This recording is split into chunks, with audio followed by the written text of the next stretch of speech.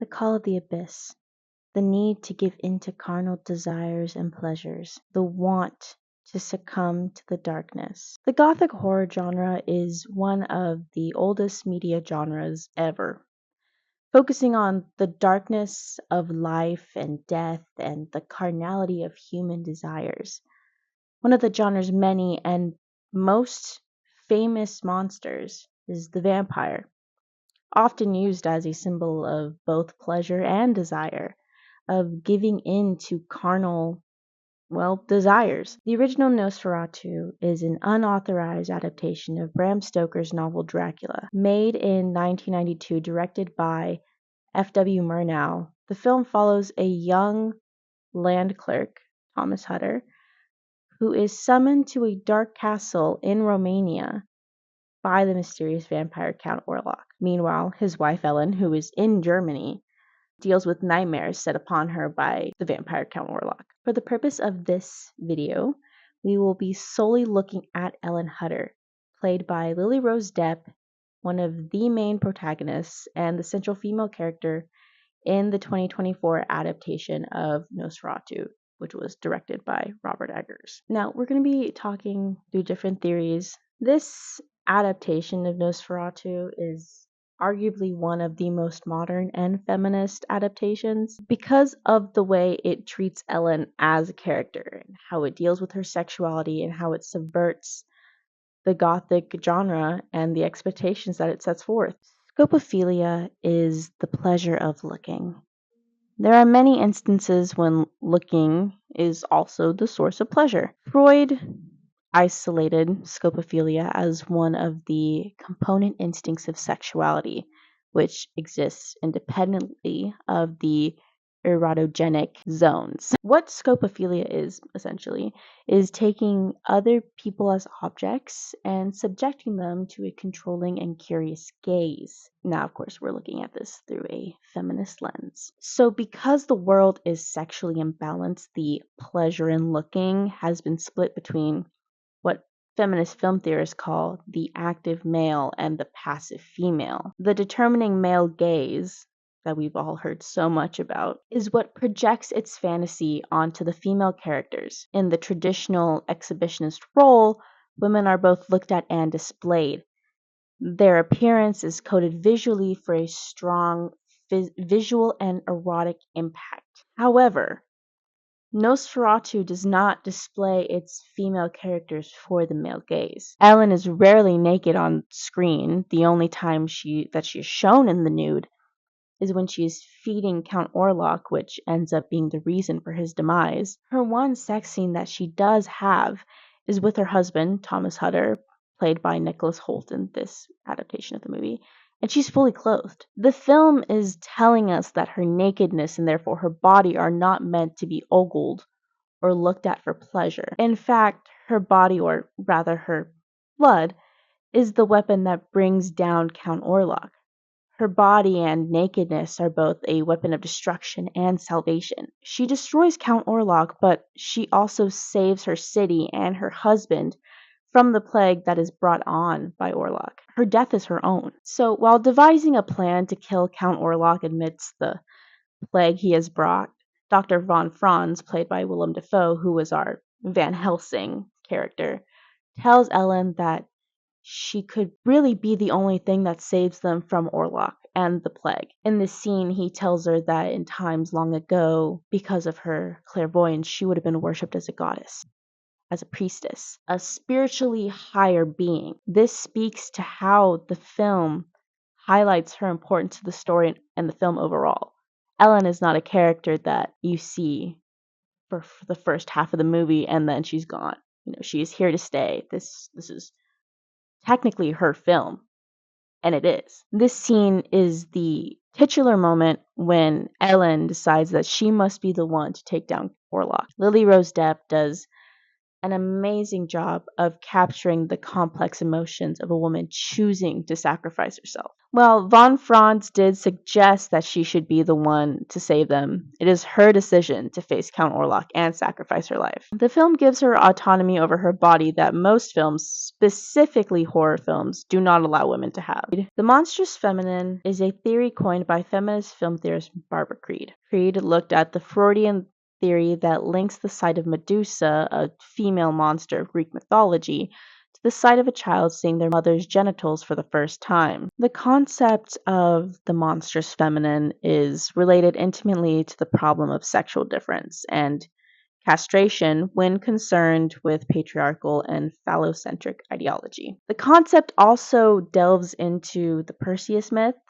a narrative about the difference of female sexuality as a difference which is grounded in monstrousness and invoked in castration anxiety in the male spectator. In simpler terms, seeing a vagina and a woman expressing her sexuality is scary to men and the overall patriarchal society.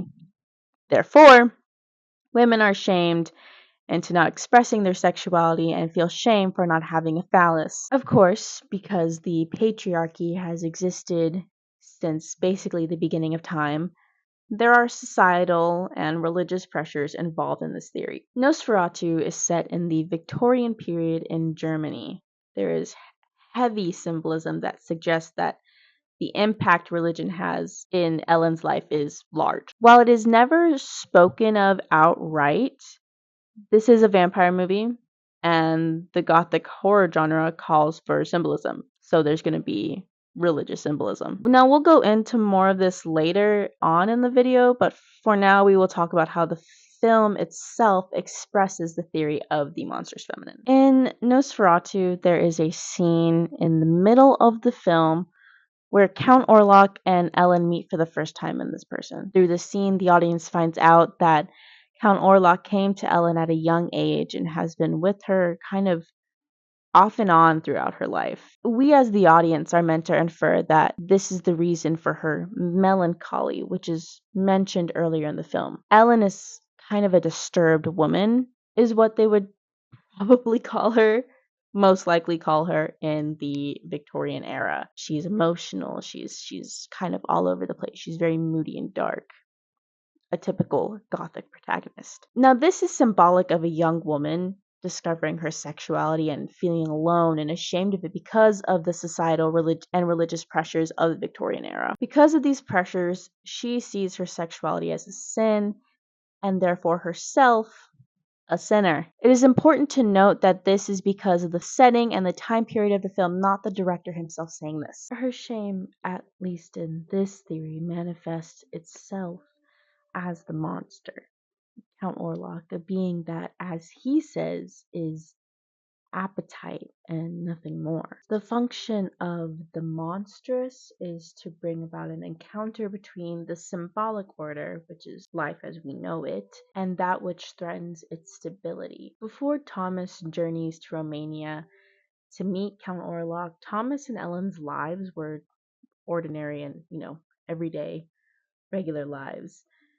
It seems that at this point in their lives, when the film takes place, that Ellen has worked through whatever melancholy, depression that was present in her life before she had met Thomas. However, Count Orlok's arrival stirs up dark moments in Ellen's past. Even before stepping foot in Germany, Count Orlok is already disrupting the symbolic order. In the film, Ellen has frequent seizures, something that is said to have happened more frequently when she was younger / when Orlok had more of a hold over her. She acts possessed, expressing herself sexually, tempting her husband, amongst other things that would not be fitting for a woman of her time according to patriarchal standards and the religious rules of the Victorian era. So because of the setting and the time period of Nosferatu, we have to take into account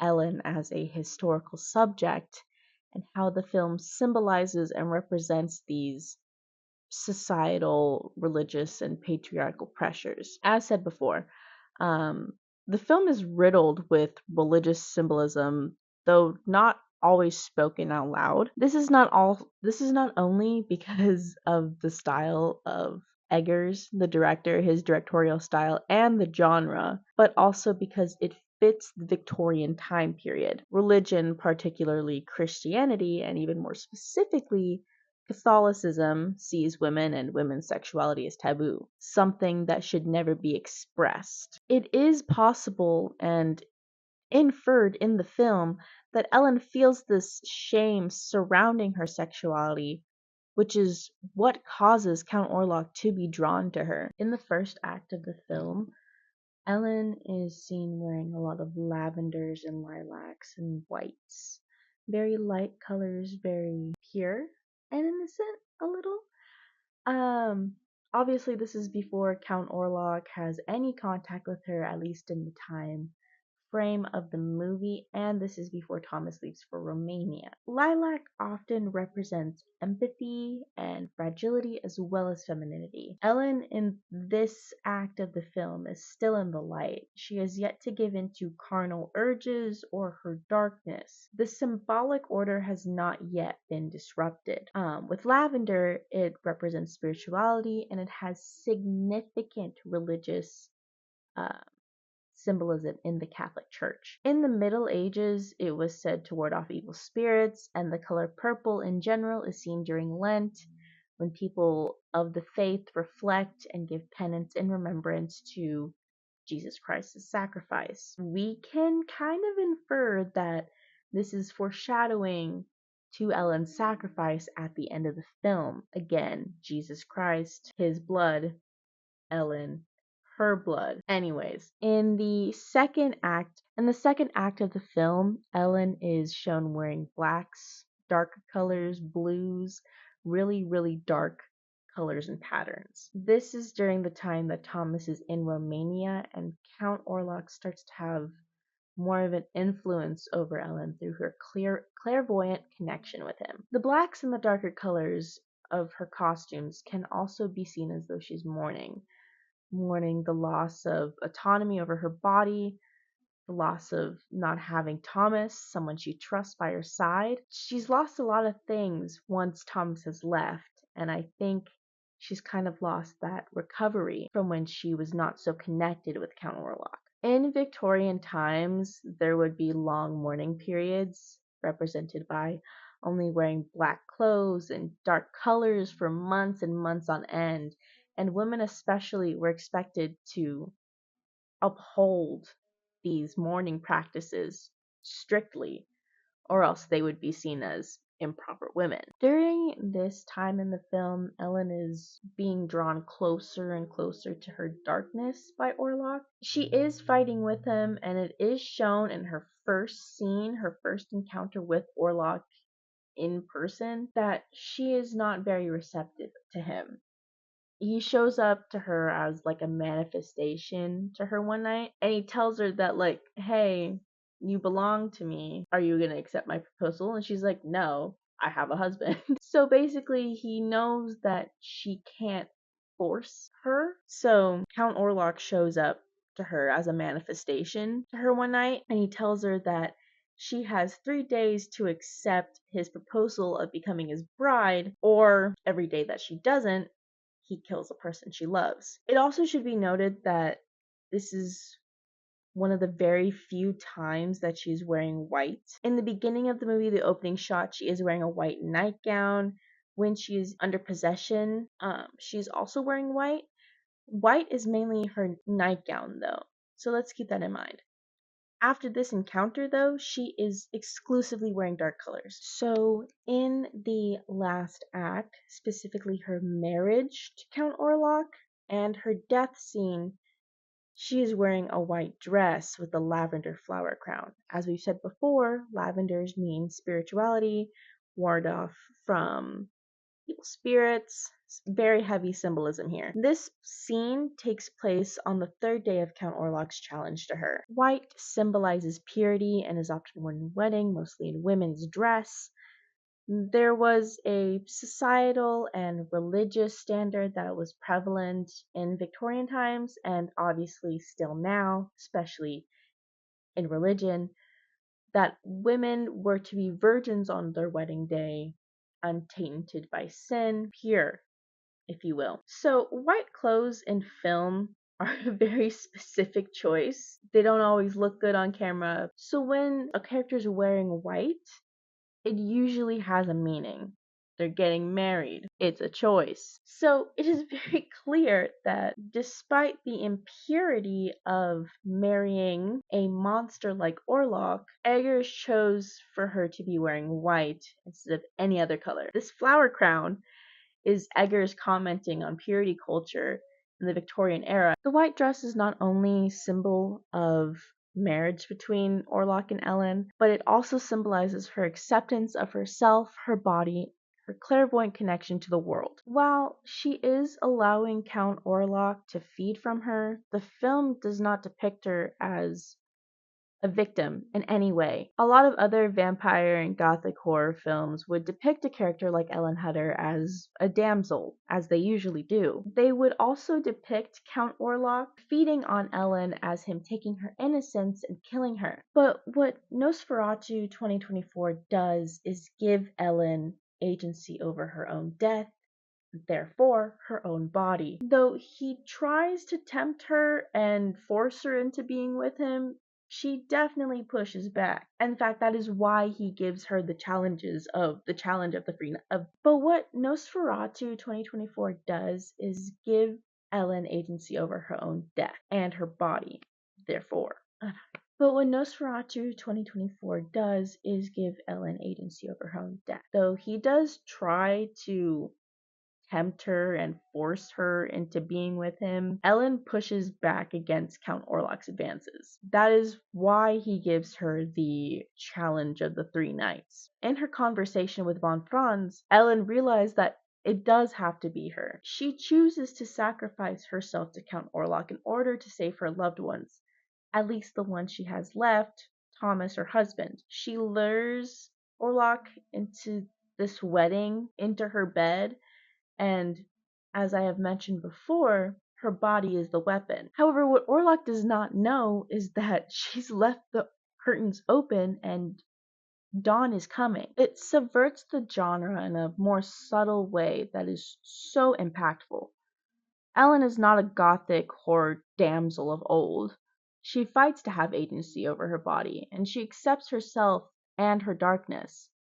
She's the savior of the story, and this fits in the historical context of the film, which adds even more depth to her character. Her fight for agency and acceptance is more fulfilling because it's realistic to the time, and she is able to free herself from these constraints, which is something a lot of women at the time and now cannot do. Nosferatu is a feminist film that so subtly subverts the gothic horror genre that most people will not even consider it to be a feminist film because of its genre. It's so subtle that when you watch the movie, it doesn't even feel like a subversion, it just feels right. This is how these female characters are supposed to be. They are supposed to have agency and acceptance over themselves. Nosferatu is a new kind of gothic horror film.